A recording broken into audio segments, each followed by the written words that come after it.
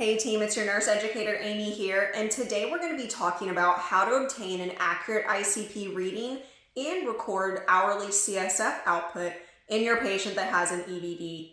Now remember, the whole reason why that EVD was placed was to drain off CSF so that we can reduce the pressure in the brain and therefore reduce the risk of ischemia.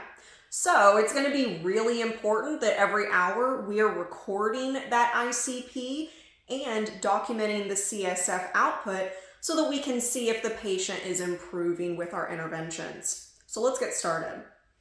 Well, the first thing we're going to do is we're going to be coming over to stopcock number 2, and we're going to be turning stopcock number 2 in the up position. This up position is going to clamp the EVD, so it's not going to allow any more drainage. And that's also going to create a clear path from the patient to the transducer.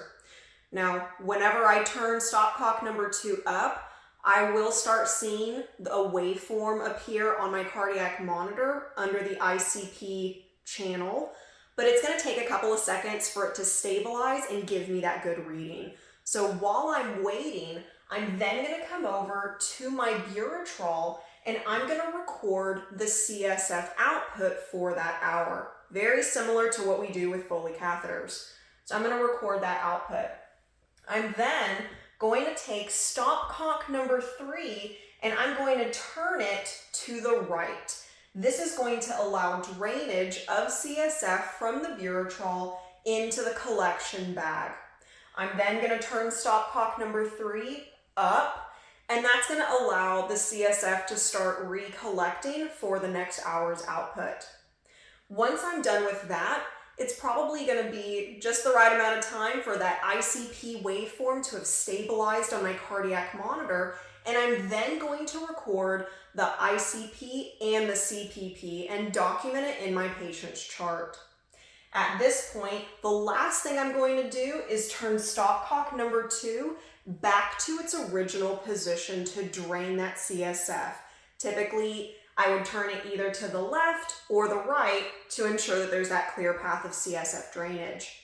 Now, one thing I want to note, the reason why it's important to do it in these steps is you never ever want to have stopcock number 2 and stopcock number 3 open at the same time.